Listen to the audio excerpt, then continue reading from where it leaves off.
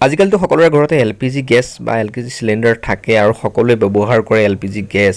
কেতিয়াবা এনেকুৱা এটা প্ৰব্লেম হয় আপোনাৰ যিটো ষ্টোভৰ বাৰ্নাৰ থাকে বাৰ্নাৰটো কমকৈ জ্বলে কিন্তু ৰেগুলেটৰ যিটো ফুল মুডত দি থোৱা থাকে ৰেগুলেটৰ ফুল মুডত দি থোৱা থাকিলেও কিন্তু বাৰ্নাৰটো কমকৈ জ্বলে জুইটো কমকৈ ওলায়। এই প্ৰব্লেমটো আপুনি মেকানিকৰ সহায় নলয়। বৰ্তমানে যিহেতু লকডাউনৰ পৰিস্থিতি আপুনি মেকানিক পাবলৈ অলপ টান।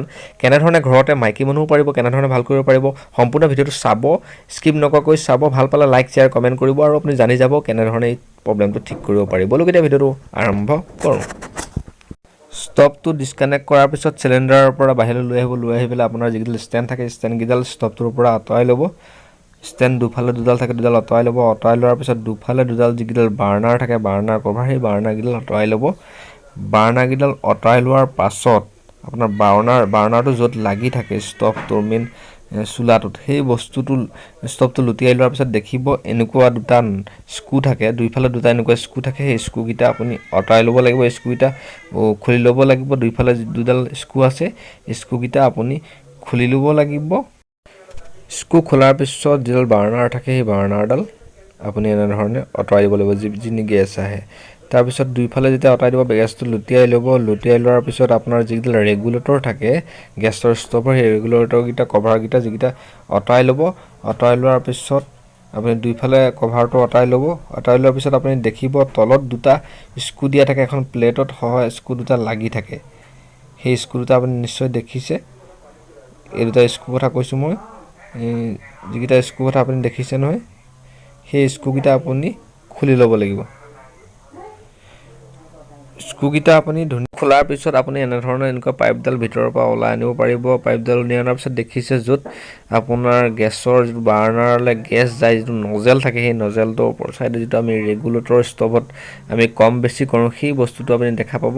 আৰু সেই বস্তুটো আপোনাৰ এডাল স্প্ৰিঙৰ ভিতৰত লাগি থাকে। আপুনি এই স্ক্ৰুটো দেখিছে নিশ্চয়। মই দেখাই দিয়া স্ক্ৰুটো সেই স্ক্ৰুটো আপুনি খুলিব লাগিব। স্ক্ৰুটো খোলাৰ পিছত এইটো ওলাই আহিব নিজে নিজে। স্ক্ৰুটো আপুনি খুলিব লাগিব ধুনীয়াকৈ। স্ক্ৰুটো খোলাৰ পিছত দেখিছে এনেধৰণে আচলতে ওলাই আহিব। এডাল স্প্ৰিং থাকিব। স্প্ৰিংডালৰ ভিতৰত এনেকুৱা এটা আপুনি বস্তু দেখিবলৈ পাব। তাক আপুনি ধুনীয়াকৈ উলিয়াই ল'ব। আচলতে ইয়াৰ ভিতৰত জাম হোৱাৰ ফলত কেতিয়াবা আপোনাৰ জুই জ্বলাটো খেলিমেলি হয়।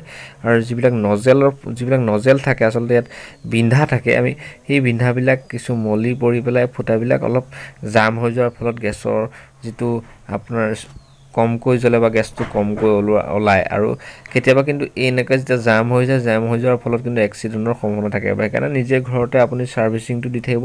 যিটো বস্তু সদায় ব্যৱহাৰ কৰি থাকে তাক মাজে সময়ে আপুনি চফা কৰি থকা বা ছাৰ্ভিচ কৰি থকাটো এটা প্ৰয়োজন আছে। ওপৰৰ আপুনি যিটো নজল আছে সেই নজলটো এনেধৰণে প্লাছ দি পেলাই আপুনি খুলি ল'ব পাৰিব।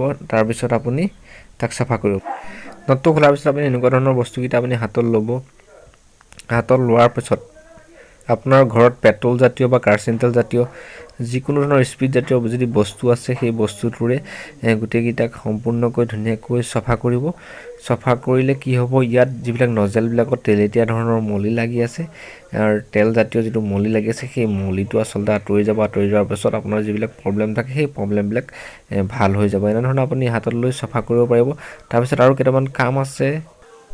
তাৰপিছত আপুনি যিকেইটা আপোনাৰ নজেল নিচিনা বস্তু দেখিব নজেল ফুটা থাকে সেই ফুটাবিলাক আচলতে সৰু তামৰ গুণা বা যিকোনো ধৰণৰ সৰু গুণা এডালে আপুনি সেই নজেলবিলাক চাফ কৰি দিব যাতে চাব বস্তুটো জাম নহয় জামটো খোল খাই যায়। ধুনীয়াকৈ চাফ কৰি দিব। এডাল গুণা ল'ব। গুণা ল'লে চাফ কৰি দিব সম্পূৰ্ণ চাৰিওফালে যিবিলাক মানে ফুটা আছে যিপিনে গেছটো আপোনাৰ আচলতে গেছ যোৱা পথ হয় সেই গেছ যোৱা পথবিলাক আপুনি ক্লিয়াৰ কৰি দিব। তেতিয়া আপোনাৰ গেছটো সম্পূৰ্ণ ধুনীয়াকৈ জ্বলিব। এনেধৰণে সকলো গোটেইকেইটা যিটো নজল দি আচলতে বাৰ্নাৰলৈ যায় সেই বাৰ্নাৰলৈ যোৱা নজলটো এনেধৰণে গুণা এডাল দি আপুনি চাফ কৰি দিব। দেখিছে যেনেধৰণে চাফ কৰিছোঁ মই তেনেধৰণে আপুনি তেনেকুৱা গুণা এডাল লৈ তাঁৰ এডাল লৈ ফিটিং কৰাৰ আগত আপুনি যিটো ছিংগাৰ মেচিনত ইউজ কৰিব এনেকুৱা ধৰণৰ যিটো অইল থাকে সেই অইলটো আপুনি তাৰ গাত লগাব লাগিব। কাৰণ ই মুভ হৈ থকা বস্তু যাতে সি ফচি নাযায় মিহিকৈ কোমলকৈ ওলাব পাৰে। তাত তেল অলপ সানি দিব। বেছিকৈ নিদিব জাম হৈ যাব কমকৈ যিটো পৰিমাণত। তাৰপিছত ইয়াত আপুনি এনেধৰণে খুৱাই দিব। দেখিব আগতে যেনেধৰণে খুলিছে তেনেধৰণে আপুনি খুৱাই দিব। খুৱাই দিয়াৰ পাছত ধুনীয়াকৈ আপুনি চাব এডজাষ্ট কৰি বস্তুটো ফচিছেনে নাই ভালদৰে মুভ হৈছে। আপুনি যিটো এটা স্ক্ৰু আছিলে, যিটো স্ক্ৰু আচলতে এই যিটো ৰেগুলেটৰটো লক কৰি ৰাখে, সেই ৰেগুলেটৰটো তাত স্ক্ৰুটো আপুনি তাত লগাই দিব। আপুনি দেখিছে এনেকুৱাত আপুনি দেখিছে স্ক্ৰু লগাই এটা হোল্ড আছে, সেই হোল্ডটোত আপুনি স্ক্ৰুটো লগাই দিব। স্ক্ৰু লগাই দিয়াৰ পিছত সি ফচি যাব, ধুনীয়াকৈ লাগি যাব। দেখিছে প্ৰথম অৱস্থাতকৈ যিটো বাৰ্ণাৰৰ ফ্লেমিং বা জুই বেছিকৈ ওলাইছে, আপোনাৰ যিটো জাম আছিলে জামটো ভাগি গৈছে। এনেধৰণে আচলতে ঘৰতে আপুনি ছাৰ্ভিচ কৰিব পাৰিব। যদি ভিডিঅ'টো চাই ভাল পালে তেতিয়াহ'লে লাইক শ্বেয়াৰ কৰিব, চেনেলটো ছাবস্ক্ৰাইব যদি কৰা নাই কৰি দিব, বেল আইকনো দবাব। মই দিয়া এনেধৰণৰ ভিডিঅ'বিলাকৰ ন'টিফিকেশ্যন আপডেট পাই থাকিব। জয় আই অসম।